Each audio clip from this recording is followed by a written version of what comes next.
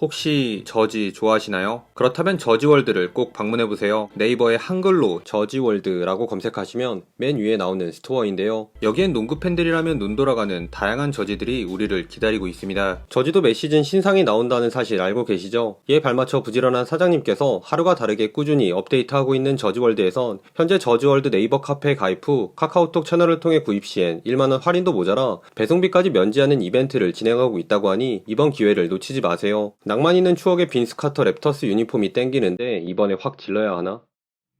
3대1로 시리즈를 앞서고 있는 덴버가 홈팬들 앞에서 오늘 챔피언에 등극하려 합니다. 1차전 체급차를 앞세워 좋은 스타트를 끊었던 덴버는 비록 2차전 마이애미의 변칙적인 사랑의 수비에 고전하긴 했지만 원정에서 열린 3, 4차전은 마이애미 지역 방어에 익숙해진 유키치 머레이 원투펀치는 물론 에너자이저 크리스찬 브라운 듀오와 미스매치 유발자 에런 고든의 균형 잡힌 활약을 바탕으로 연승을 거뒀는데요. 구단 역대 첫 우승을 코앞해둔 덴버가 과연 안방에서 화려한 피날레를 장식할 수 있을지 지금부터 만나보시죠. 요키치를 본 머레이의 패스를 잘라먹은 아데바요의 원맨 속공 덩크로 막으려는 5차전은 벼랑 끝에 몰린 마이애미가 좋은 스타트를 끄는 듯 했습니다. 허나 마이애미의 초반 러쉬는 예상과는 달리 너무나도 허무하게 끝이 났는데요. KCP에게 가로막힌 버틀러를 비롯해 3차전부터 바닥을 찍은 빈센트와 베테랑 러브의 슛까지 모두 림을 외면한 마이애미가 엘리미네이션 경기에 어울리지 않는 어수선한 경기력을 노출한 사이 확실하게 2점을 노린 덴버는 반가운 빈센트를 노린 고든의 페이더웨이에 악박 수비를 하다가 과당한 빈센트를 뒤로한 머레이의 드라이빙 덩크는 물론 덴버의 마지막 조각인 마이클 포터 주니어까지 힘을 보태며 12대0 런을 달렸습니다. 한편 답답하던 마이애미의 공격은 오히려 세컨 유닛 멤버들이 투입되면서 활기를 되찾았는데요. 특히 구간 라우리의 노련한 플레이 메이킹이 돋보였습니다. 트리플 팀을 이겨낸 요키치가 제프 그린의 골밑 득점을 도운 장면을 제외 이번엔 뜨거웠던 덴버의 점퍼가 차갑게 식은 틈을 타 리바운드 잡자마자 앞서 달리는 스트러스에게 아웃렛 패스를 뿌려준 라우리는 지공 시엔 노련한 투맨 게임을 통해 아데바요의 점퍼도 도우며 공격을 이끌었습니다. 그러던 중 파울 트러블에 걸린 요키치마저 벤치로 들어가자 여기선 아데바요가 원맨쇼를 시전. 11살 형인 제프 그린을 상대로 젊음의 패기를 과시하며 리드를 가져왔습니다. 요키치가 나가자 흔들리던 덴버에선 그나마 쿼터 막판 마포주가 선전해주었는데요. 높이를 보강하기 위해 투입된 디안드레 조던의 깜짝 블락과 첫 득점 장면을 연상케 한 마포주의 허리꺾기 플로터로 동점을 만든 덴버. 다만 쿼터 마지막 수비에서 공격 리바운드를 따낸 아데바요에게 훅슛을 내주며 2점 차로 1쿼터가 종료되었습니다. 1쿼터는 한 번씩 흐름을 주고받았다면 2쿼터는 뒤늦게 득점포를 가동한 버틀러를 중심으로 마이애미가 치고 나갔습니다. 페인트존을 지킨 러브의 수비를 피해 브라운 듀오가 사이좋게 연속 골밑 득점을 합작했으나 저돌적인 리머텍을 통해 연이어 자유투를 얻어낸 마이애미도 수비 구멍인 마포주를 따돌린 마틴의 레이업으로 맞불을 놓으며 리드를 이어갔습니다. 이에 아껴둔 요키치를 재투입해 전열을 가다듬으려 한 말론 감독. 그러나 바로 인바운드 패턴에서 로빈슨이 캐치앤 3점을 꽂은 데 이어 뒤에서 요키치의 볼을 낚아챈 라우리의 스틸도 세컨 찬스 상황 로빈슨의 컷인 레이업으로 연결되며 마이애미가 도리어 10점 차로 달아났습니다. 그러자 작전 타임을 부른 덴버는 요키치의 히어로 볼로 반격에 나섰는데요. 거의 수비 5명 사이에서 빼준 요키치의 스킵 패스는 KCP가 침착하게 풀업 점퍼로 매듭지었고 각툭튀한 도움 수비로 로빈슨의 볼을 뺏어낸 브라운도 완벽한 원맨 속공에서 투앤슬램을 찍는 등 덴버 원투펀치의 화력까지 더해지며 순식간에 원포지션 게임을 만들었습니다.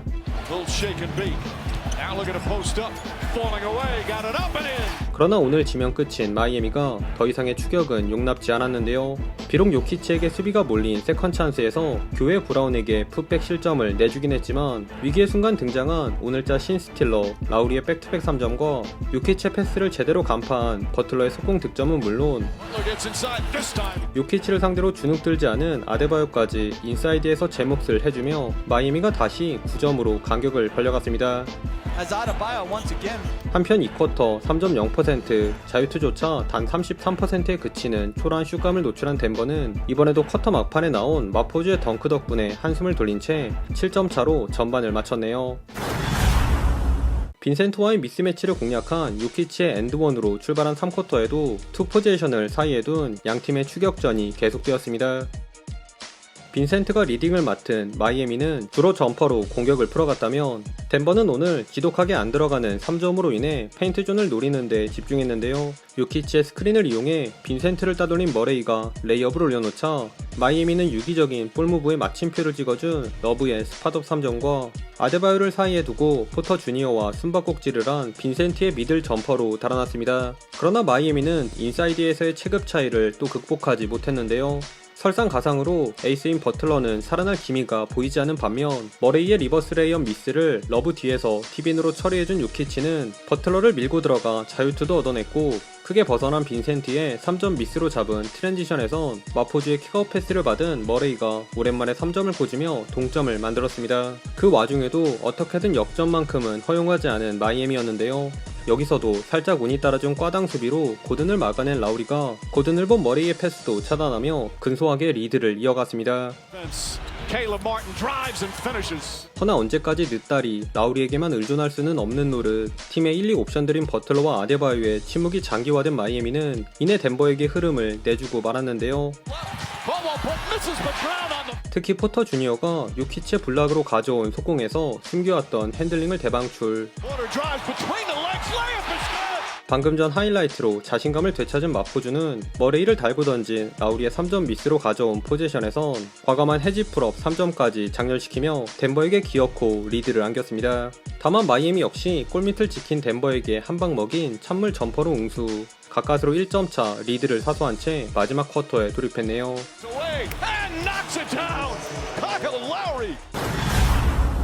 우여곡절에도 불구하고 리드를 지켜낸 마이애미. 하지만 4쿼터 시작과 동시에 마이애미의 아슬아슬한 줄타기는 한계에 직면하고 맙니다. 무엇보다 시종일관 부진한 버틀러와는 달리 거의 던지면 들어가는 수준이었던 요키치의 존재감 차이가 극명했는데요. 그나마 로빈슨의 크로스코트 패스를 받은 라우리가 코너 3점을 적중시켰으나 아데바요를 달고 시그니처인 턴어라운드 학다리 페이더웨이를 쏘아올린 요키치에 유일하게 1인분을 해주던 라우리마저 고든에게 떡블락을 당하며 우승 트로피는 점점 더 덴버에게 가까워져 갔습니다.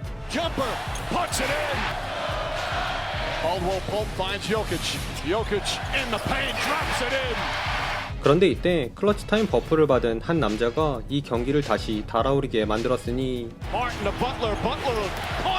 4쿼터 7분간 단 5득점에 그쳤던 마이애미의 득점 가뭄을 끄는 버틀러가 마지막에 될 수도 있는 투지를 불사르며 덴버를 긴장케 만들었는데요.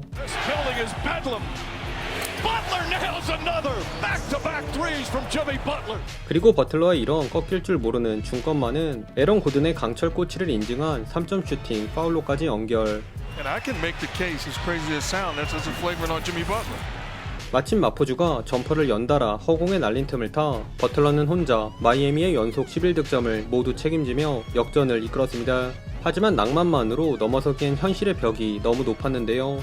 라우리의 허슬이 만든 세컨 찬스에서 버틀러가 천금 같은 자유투를 얻어내긴 했으나 고든만 보다 뒤에서 달려든 브라운에게 풋백 득점을 허용한 데 이어 버틀러가 잘 만들어준 스트러스의 오픈 3점마저 불발되며 마이애미의 기세는 꺾이고 맙니다. 그럼에도 잘해주던 요키치가 이 공격을 매듭짓지 못하면서 마이애미에게 역전 기회가 다시금 찾아왔는데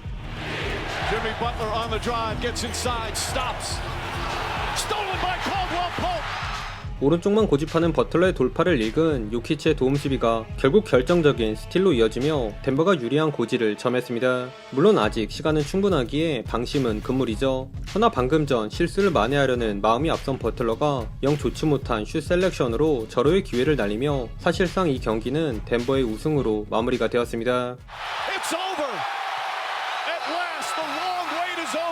After 47 years, the Denver Nuggets can finally call themselves NBA champions. 최종 스코어 89대 94. 근래 파이널에서 보기 드문 진흙탕 승부 끝에 승리를 거둔 덴버가 구단 역대 첫 NBA 챔피언으로 등극했습니다. 이번 경기는 3점이 안 들어가고 턴오버가 많아도 결국엔 이기는 덴버의 강인함을 새삼 엿볼 수 있는 경기였는데요. 특히 동료들이 부진하자 직접 해결사로 나선 요키치가 집중 견제에도 불구하고 75%라는 높은 효율로 28득점을 몰아쳤고, 흐름이 넘어가려 할 때마다 찬물 득점을 넣은 마이클 포터 주니어의 숟가락 활약도 오늘만큼은 준수했습니다. 그리고 이건 조금 설레발일 수도 있지만 이번 우승은 덴버 왕조의 시작이 될 수도 있겠다라는 생각이 들기도 했는데요. 이미 검증된 리그 최고의 플레이어인 니콜라 요키치의 환상의 짝꿍 자말 머레이를 주축으로 덴버에서 만개한 에런 고든과 브루스 브라운의 재능 등 큰 부상 이슈만 없다면 전성기인 요키치와 함께하는 덴버는 한동안 리그의 강력한 우승 후보로 군림할 가능성이 높아 보입니다. 추가로 이번 파이널 MVP는 너무나 당연하게도 니콜라 요키치에게 돌아갔는데요. 역대 첫 단일 플레이오프, 득점, 리바운드, 어시스트 부문 모두 1위를 챙기는 기염을 토해냈던 요키치는 정규 시즌 세컨팀의 불명예를 뒤로한 채 우승과 파이널 MVP 트로피를 동시에 들어올리며 진정한 승자는 누구인지를 결과로 증명했습니다. 게다가 개인적인 성적에 욕심이 없는 걸로 유명한 요키치는 인터뷰 중에도 계속 상대팀에 대한 리스펙과 동료들에 대한 칭찬, 심지어 사진 찍을 때조차 중앙이 아닌 한쪽 구석에 자리하는 겸손한 모습까지 선보였네요. 한편 마이애미는 이번에도 파이널에서 아쉽게 무릎을 꿇어야 했는데요. 비록 마지막에 웃지는 못했지만 그래도 8번 시드 마이애미가 보여준 드라마틱한 이번 플레이오프 여정은 많은 팬들의 뇌리에 남으리라 의심치 않습니다. 아무쪼록 이번 시즌도 이렇게 성황리에 끝이 났는데요. 10월부터 8개월이 넘는 시간 동안 올해도 비스토리 채널과 함께 해주셔서 감사하고요. 저도 며칠간 재정비를 한 후 그동안 다루지 못했던 다채로운 콘텐츠로 또 인사드리도록 하겠습니다. 오늘도 시청해주셔서 감사하고요. 그럼 다음 영상에서 만나요. 안녕.